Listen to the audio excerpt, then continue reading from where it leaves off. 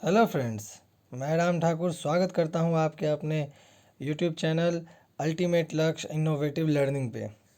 तो दोस्तों, आज हम मेंसुरेशन का थर्ड पार्ट करेंगे। जो 3D शेप्स आपके कुछ बच गए थे, सॉलिड शेप जिसको बोलते हैं, वो आज कंप्लीट करके अब जो है उसके बाद कुछ क्वेश्चंस को करेंगे और फिर हम लोग अगले चैप्टर की तरफ जाएंगे। तो कल आपका, मेरा मतलब है शनिवार को आपका स्फेयर तक कंप्लीट हो गया था। अब जो बचा है वो है सिलेंडर और कोन।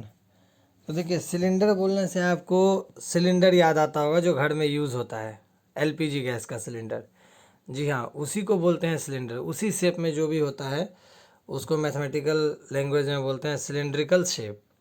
अब उसका जो है हम लोग देखेंगे उसी तरह से कि क्या क्या होता है।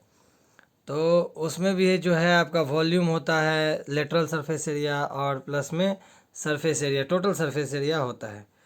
तो ये देखिए, हमारे पास सिलेंडर का इमेज दिया हुआ है आपका, ये वाला। और ये जो है ये सिलेंड्रिकल का इमेज है, दोनों ही सिलेंड्रिकल शेप का। तो इसमें देखिए, ये जो है बेस है, ये बेस दोनों ऊपर नीचे होता है जो एक स्फेयर शेप में होता है। तो इसमें आर है और ये जो है उस सिलेंडर का हाइट है। तो इसमें रेडियस और हाइट दोनों ही होते हैं। तो वॉल्यूम क्या हुआ आपका? वॉल्यूम का फॉर्मूला होता है पाई आर स्क्वायर एच। ठीक है, पाई आर स्क्वायर यानी area of base and H यानी हाइट, वही इक्वल होता है वॉल्यूम के। ऐसे भी हमको पता है वॉल्यूम क्या होता है, एरिया इंटू एच। अब लेटरल सरफेस एरिया मतलब क्या होता है कि आपका बेस और बॉटम दोनों को हटा देना है। तो क्या होता है आपका, जितना भी आपका पेरीमीटर होता है इंटू हाइट, बिकॉज बेस तो लेना नहीं है और हाइट भी आपका नहीं लेना है, सॉरी बेस लेना नहीं है आपका, दोनों सिर्फ हाइट ही लेना है। तो 2 पाई आर एच होता है। ठीक है, अभी पाई आर को हम 2 आर जो है इसमें जो पाई आर 2 पाई आर एच में 2 आर है उसको डी लिख सकते हैं, क्योंकि डायमीटर तो हमेशा रेडियस का डबल होता है। तो इसका एक और फार्मूला हो गया आपका पाई डी एच, जहाँ पे डायमीटर कभी कभी दिया रहता है। तो वहाँ हम क्या करते हैं, पहले उसको रेडियस में कन्वर्ट करते हैं बाई 2 करके, उसके बाद उसको फार्मूला में पुट करते हैं। तो ऐसा नहीं करना है, डायरेक्ट डी का फार्मूला, जो डी वाला फार्मूला है उसमें डायरेक्ट डी का वैल्यू को पुट कर देना है। अब देखिए, जब टोटल लेटरल सरफेस एरिया हो गया, अब टोटल सरफेस एरिया मतलब क्या होता है कि मैंने आपको बताया था पहले कि जो लेटरल टोटल सरफेस एरिया होता है उसमें बॉटम और टॉप दोनों को ऐड करते हैं, और जो लेटरल होता है उसमें वो दोनों को माइनस कर देते हैं। तो यहाँ देखिए 2 पाई आर एच क्या था, लेटरल था। उसमें बेस क्या है, दोनों बेस तो सर्कल के शेप में है, स्फेयर शेप में है। तो इसका क्या होता है, एरिया क्या होगा इसका, एक का होगा पाई आर स्क्वायर, है ना। रेडियस एरिया ऑफ सर्कल क्या होता है, पाई आर स्क्वायर। तो इसका क्या होगा, पाई आर स्क्वायर।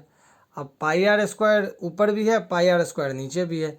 तो पाई आर स्क्वायर प्लस में पाई आर स्क्वायर यानी क्या होगा आपका 2 पाई आर स्क्वायर। तो इसमें क्या ऐड कर देंगे, 2 पाई आर स्क्वायर ऐड कर दिए। तो यहाँ पे 2 पाई आर कॉमन ले लिए तो एच प्लस आर आ गया, यानी क्या हुआ फॉर्मूला आपका 2 pi R into H plus R. तो ये है सिलेंड्रिकल का तीनों फार्मूला। तो अच्छा, सिलेंड्रिकल जो होता है ना, इस सिलेंड्रिकल को बोलते हैं सॉलिड सिलेंडर। ठीक है, जिसमें कोई हॉलो नहीं होता है, इसमें कोई मतलब छिद्र नहीं होता है, ये पूरा सॉलिड है।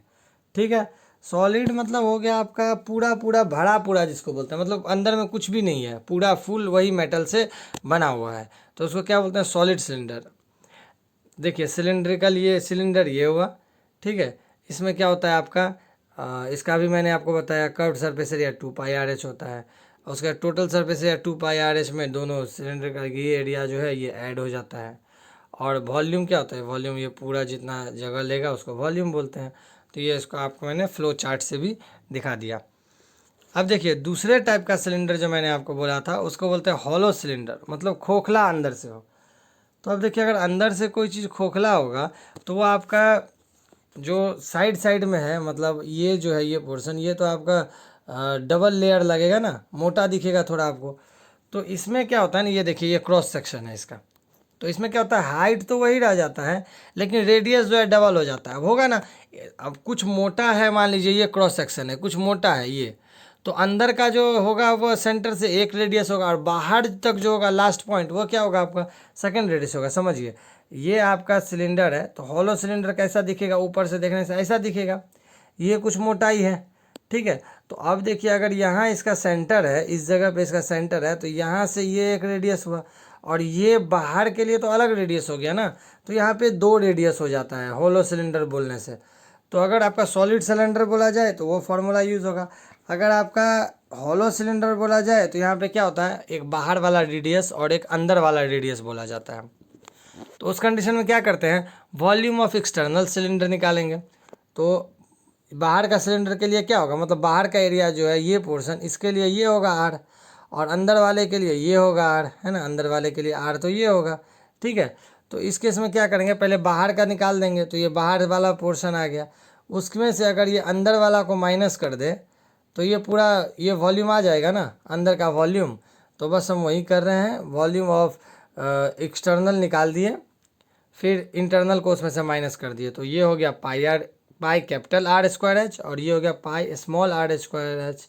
तो ये जो कैपिटल आर है वो बाहर का रेडियस है, और कैपिटल स्मॉल आर जो है वो अंदर का रेडियस है। तो क्या होगा, pi are square minus I square H, pi और एच कॉमन ले लिए। तो अब देखिए, हमारा पहले जो है सॉलिड सिलेंडर के लिए क्या था, पाई आर स्क्वायर एच था, यहाँ तो पाई और एच तो सेम ही है ना, सिर्फ आर में डिफरेंस आया है, तो वही डिफरेंस को हम यहाँ पे लिख देंगे, तो वो आपका डायरेक्टली आ जाएगा। उसी तरह लेटरल सरफेस एरिया बोला जाए तो क्या होगा, external area plus internal area, area तो ऐड हो जाएगा ना, क्योंकि वो तो ज़्यादा एरिया आप कवर कर रहे हैं। तो उसमें क्या करेंगे, 2πr/h और 2πr/h, सब कुछ वही है। पिछले में क्या था, 2πr/h था, यहाँ r जो है डबल हो गया है, तो इसलिए दोनों को ऐड कर दिए, बाकी तो सब सेम है, तो ये आ गया। अब टोटल सरफेस एरिया भी उसी टाइप से हो जाएगा आपका। उसमें क्या था, लेटरल सरफेस एरिया जो था उसमें जो है ऐड कर दे रहे थे, तो देखिए इसमें भी उसी वही किया हमने, आर को चेंज कर दिया, ठीक है। तो ऐसे आपका जो है बन के निकल के आ गया फॉर्मूला। तो बस इसमें ज़्यादा कुछ नहीं है, आपको यही ध्यान देना है कि एक इंटरनल रेडियस होगा, एक एक्सटर्नल रेडियस रहेगा, क्योंकि अंदर से जो है ना वो हॉलो है, यानी खोखला है, तो उसकी कुछ मोटाई होगी, ठीक है ना, जो आपको वॉल्यूम तो कम हो जाएगी लेकिन एरिया ज़्यादा हो जाएगा, ठीक है। चलिए, अब हम चलते हैं अपने लास्ट को, लास्ट शेप की तरफ। वैसे शेप तो बहुत होते हैं, पर एनटीपीसी एग्ज़ाम, रेलवे, एसएससी वगैरह में जो है आपको इसके अलावा और कुछ नहीं पूछा जाता है, तो हम लोग यहीं तक इसको करेंगे, ठीक है। उसके बाद कुछ क्वेश्चंस देखेंगे और फिर जो है इसको यहीं ख़त्म करके और नेक्स्ट चैप्टर की तरफ चलेंगे। अच्छा दोस्तों, जो कोण होता है ना वो आपको किस शेप में होता है, यहाँ से तो आपको पता चल रहा है, क्रॉस सेक्शन भी आपको दिख रहा है, उसमें एक हाइट होता है, ठीक है, ये आपका रेडियस होता है। ये वाला एरिया जो है इसको बोलते हैं स्लैंट हाइट। अब यहाँ पे एक नया चीज़ आएगा, उसको क्या बोलेंगे, स्लैंट हाइट, मतलब तिरछा हाइट, ठीक है। तो तिरछा हाइट इसको डिनोट किससे करते हैं, एल से। किससे करते हैं, एल से। अब देखिए एल निकालेंगे कैसे यहाँ, क्योंकि आप जब यहाँ फॉर्मूला देखेंगे ना तो ये, चलिए वॉल्यूम में तो आपको नहीं मिलेगा, पर कर्व सरफेस एरिया और टोटल सरफेस एरिया में यहाँ आपको एक टर्म दिखेगा एल, है ना, दोनों में ही एक एल है। तो ये एल क्या है, तो एल क्या है, अभी मैंने आपको बताया स्लैंट हाइट, ये जो है ये दोनों, इसको क्या बोलेंगे, स्लैंट हाइट। ये जो है ये आपका क्या है, स्लैंट हाइट। तो स्लैंट हाइट का फॉर्मूला होता है L is equals to under root, ठीक है, आर स्क्वायर प्लस में एच स्क्वायर। देखिए समझ में आ रहा है आपको कि नहीं, कैसे किया, ये है आपका एच, ये है आपका आर, और ये आपका फाइंड करने बोल रहा है। तो ये हाइपोटेनियस जैसा नहीं लग रहा आपको, यस ये 90 डिग्री है तो ये हाइपोटेनियस है। तो हाइपोटेनियस का स्क्वायर क्या होता है, perpendicular square plus base square, यानी इसका स्क्वायर प्लस इसका स्क्वायर, और ये जो इधर पे स्क्वायर था इस स्क्वायर को उस साइड ले गए तो वो रूट हो गया, तो root over R square plus H square, ठीक है। तो इस तरह से हम स्लैंट हाइट निकालेंगे, और उसके बाद जो है हमें जो भी अगर दिया रहेगा स्लैंट हाइट तब तो कोई दिक्कत नहीं है, आप डायरेक्ट फार्मूला में पुट कर दीजिए, नहीं दिया रहे तो ये पाइथागोरस थ्योरम यूज़ करके हम जो है निकाल लेंगे आपको एल का वैल्यू। उसके बाद तो आपको पता ही है फार्मूला में पुट करना है। तो वॉल्यूम ऑफ कोन क्या हो जाता है, 1/3 pi are square h. Area of curve surface area क्या होता है, पाई आर एल, ठीक है। और टोटल सरफेस एरिया क्या होता है, पाई आर एल प्लस आर, ठीक है।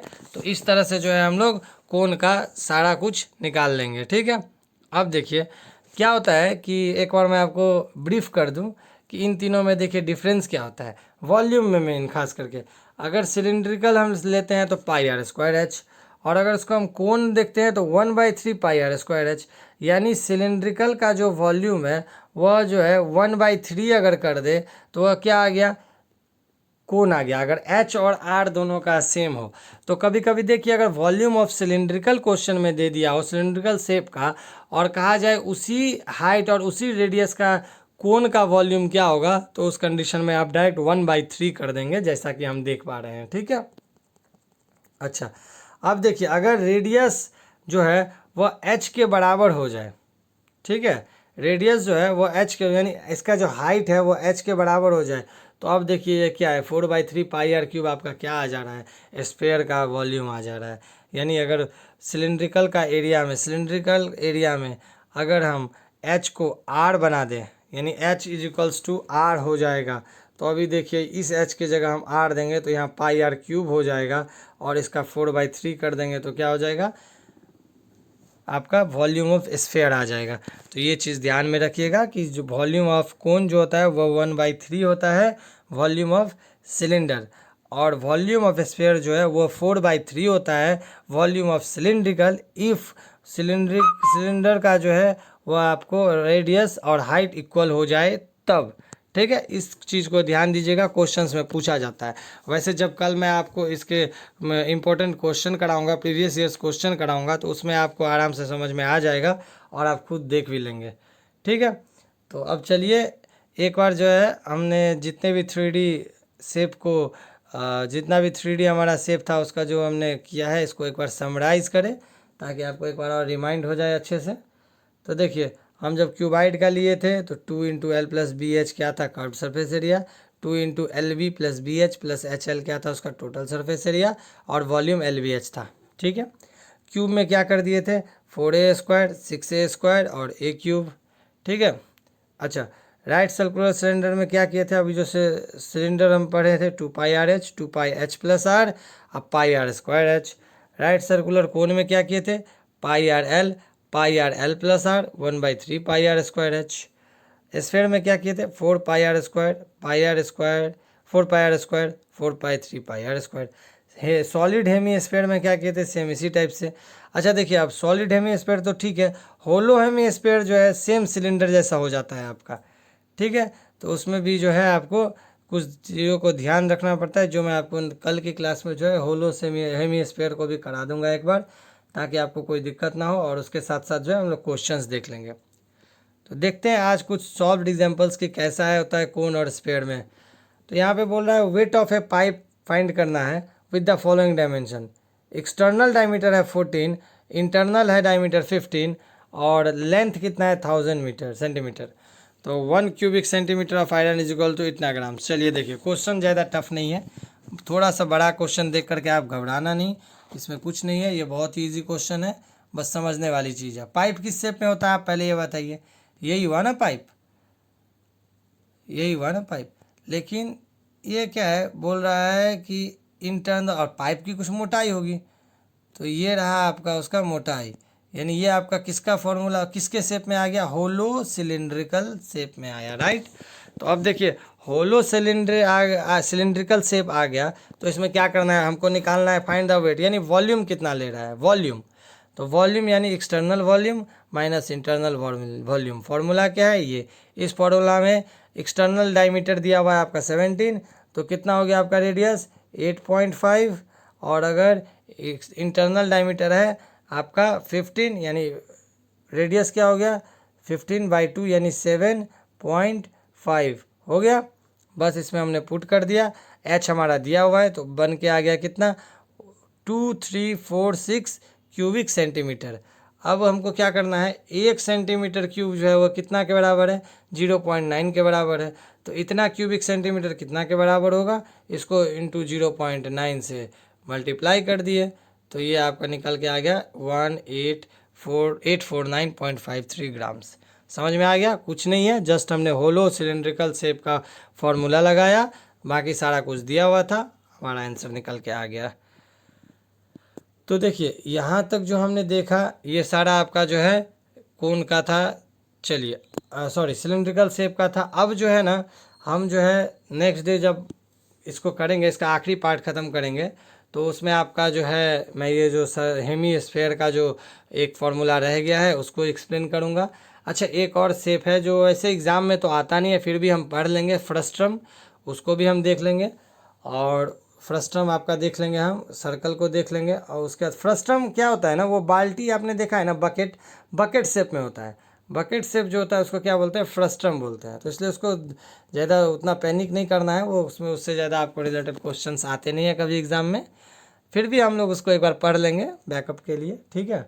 और दोस्तों देखिए मैथ तो आपका चल ही रहा है, लेकिन आपका एसएससी हो या आपका आरआरबी की एग्ज़ाम हो, एनटीपीसी या ग्रुप डी हो, तो इन सब में जो है ना मैथ तो एक है ही है, ठीक है। उसके अलावा आपका रीजनिंग आ जाता है, ठीक है, रीजनिंग आ जाता है।